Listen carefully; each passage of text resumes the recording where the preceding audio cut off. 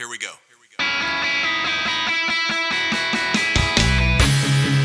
At our church, Jesus is Lord. That single belief calls us together as a community and sends us into our world with hope and purpose. At our church, your past will never define your future. There's always redemption, which means there's always a brighter day. At our church, we don't think we're better than any other church out there. We're just doing our best to become our best. At our church, we want you to believe in God, but we also want you to know that God believes in you. We are not against people who don't attend church anywhere. Instead, we pursue them with love, the very same love that's pursuing us. At our church, we're learning to serve God with all our hearts, and we're learning to worship Him with all our lives.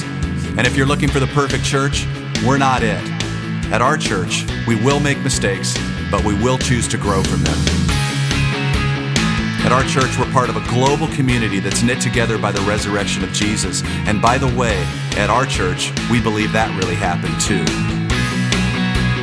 At our church, we will engage with people who are in real need because we are the hands and the feet of Christ.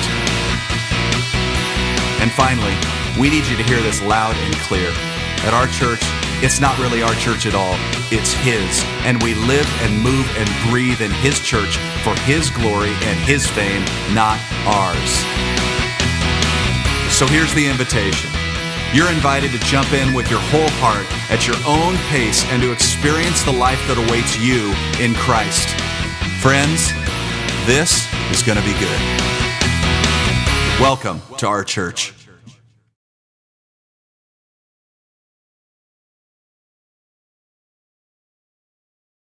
Sa ating lahat, mga minamahal kong mga magulang at kapatid dito sa Bethel Assembly of God, Tantangan. Isang magandang umaga po ang pagbati ko sa ating lahat. At sa pagkakataong ito, bago po tayo magpapatuloy, ay dadako po muna tayo sa ating ilang mga announcement. Ang online Sunday worship celebration po natin ay mananatili at magpapatuloy hanggang sa ma-lift ang public health emergency po. So, magiging ganito lamang po muna ang ating kalagayan. And then sa ating Saturday dawn prayer will be done individually. Ano po? Prayer request can be seen and sent to our Facebook page. Just type Bethel Assembly of God, Tantangan. You can also like and send your comment below para malaman po namin na kasama namin kayong nanonood sa oras na ito. At saka yung ating Bible reading ay nagpapatuloy pa rin po sa araw na ito ay nasa Matthew chapter 8 na po tayo, 1 chapter a day po. And then we would like to thank you for joining us today sa ating Sunday service at celebration po. Salamat sa Panginoon, and at this time, we would like to pray. Panginoon, sa umagang ito, Diyos, salamat po sa pagkakataong ito na amin pong maialay sa iyo, Lord, ang aming service na ito, Lord God.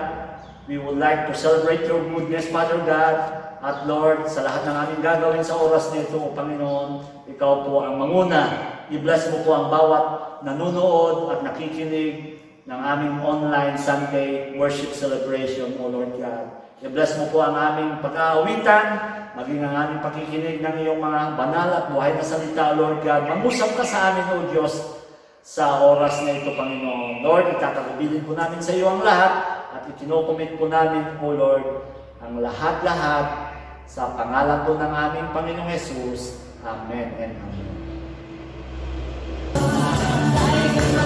Amen. Oh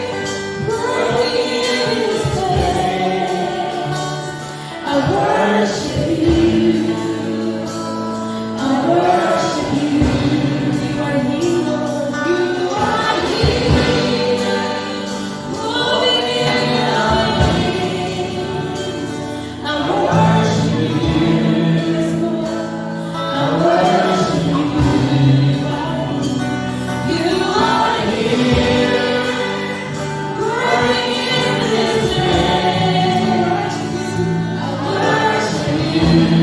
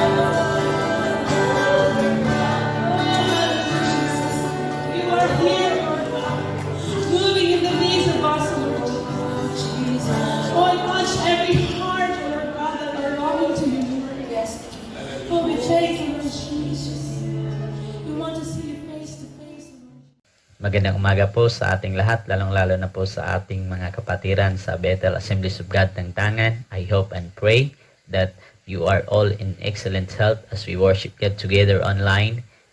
I know that this is only temporary and we will meet together at church again. But before I will share the Word of God, let me read to you a message that I received from my messenger about COVID-19 at church. A man went to church today and gave testimony that he was infected with coronavirus and that miraculously God had healed him. When he finished, he tried to give the microphone to the second man who was waiting to give his own testimony, but the man refused to take it.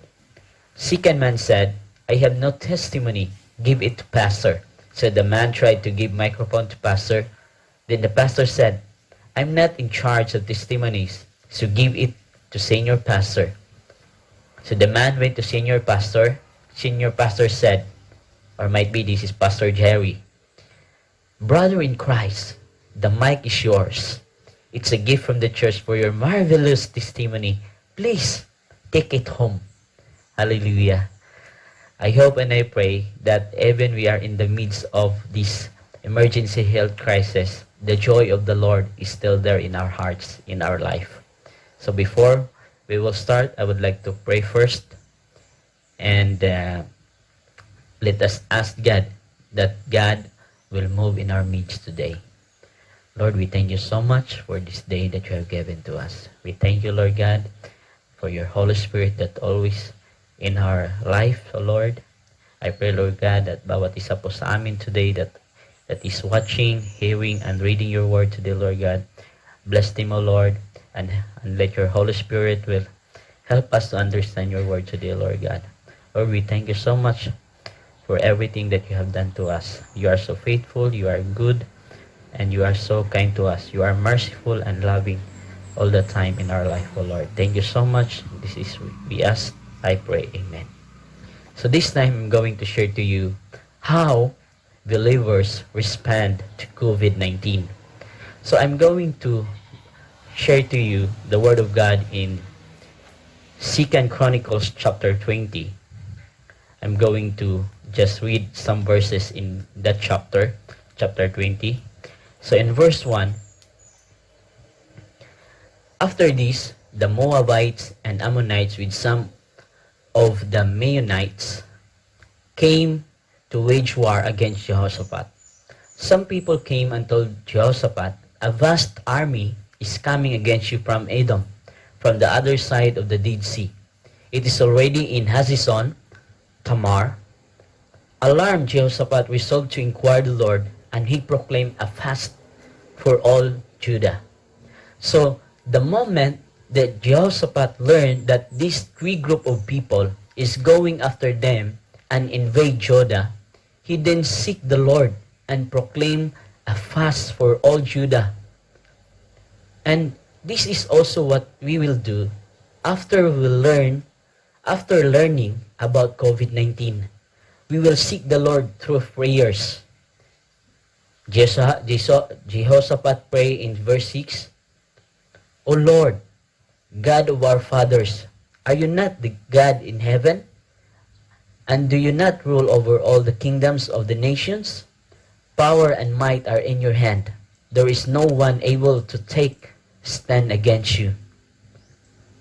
That is why I remembered Pastor Jerry's message last February that he talks about on prayer, our prayer life. And that is the God's message for all of us in Bethel, because He is preparing us to pray and pray and pray against this COVID-19. So let's continue our dawn prayer every Saturday morning. Although we cannot meet together, but we can make it in our homes with our family. And also our 10 at 10, meaning a 10 minutes of prayer and at 10 a.m. or p.m. So we will seek God through prayers, because prayer can move the hands of God.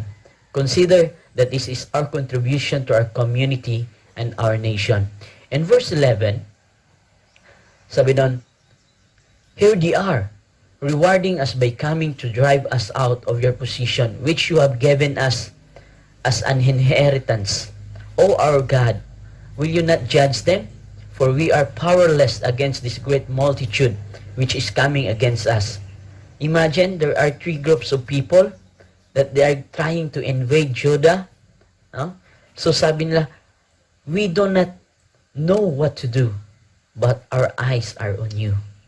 So in times of the situation that we cannot, we don't know what to do, but sabi doon, but our eyes are on you. Our eyes is on Jesus. So ngayon ang tanong ay, saan nakatingin ang ating mga mata? Sa news o sa Diyos? Huh? Saan? Sa news o sa Diyos?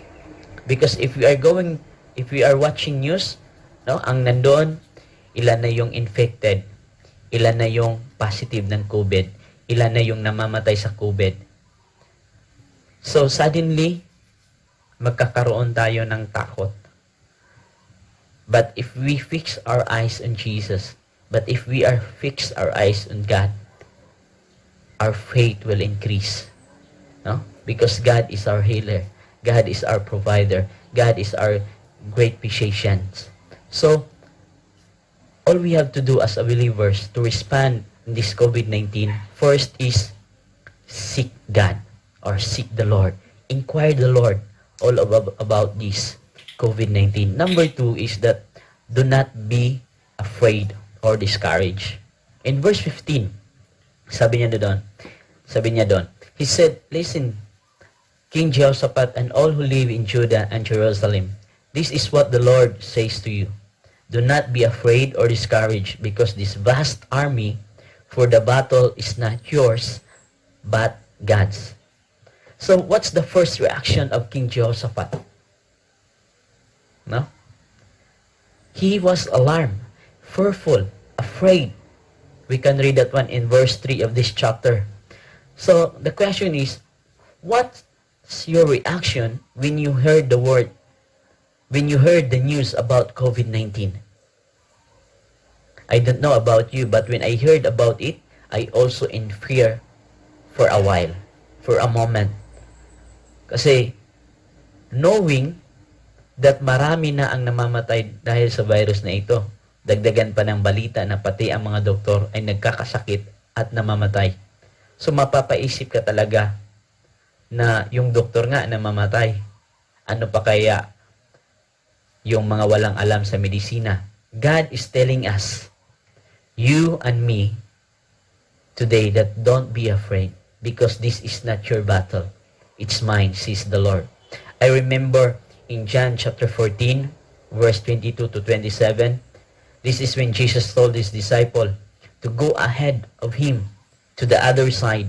And when they are in the lake, they are buffeted by the waves of a strong wind, and all of them are in fear. And Jesus told them, and Jesus appeared to them in verse 27 and told them, don't be afraid. And if Jesus is with us today in person, still, ito rin ang kanyang sasabihin sa atin. Don't be afraid. Huwag kang matakot, kapatid. Huwag kang matakot. So when we caught up in the middle of the storm, in the middle of this pandemic, in the middle of this health crisis, Jesus is telling you and me, don't be afraid, and I am here. I will never leave you nor forsake you. Tandaan po natin na we are not called to understand everything, yung mga nangyayari ngayon, but we are called to trust in God. In the book of Psalms 91, verse 1, whoever dwells in the shelter of the Most High will rest in the shadow of the Almighty. Who are those dwelling in the shelter of the Most High? It is you and me. Those who believe in God the Father, God the Son, and God the Spirit. So this is not for the unbelievers. And when we dwell, we can rest because God is go before us. Kapag kasi ikaw ay natatamaan ng isang shadow, ibig sabihin po niyan, ikaw ay nasa likuran.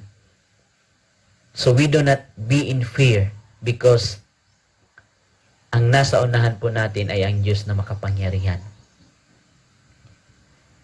Number 3 is that keep calm and rest. In verse 17, sabi doon, you will not have to fight this battle.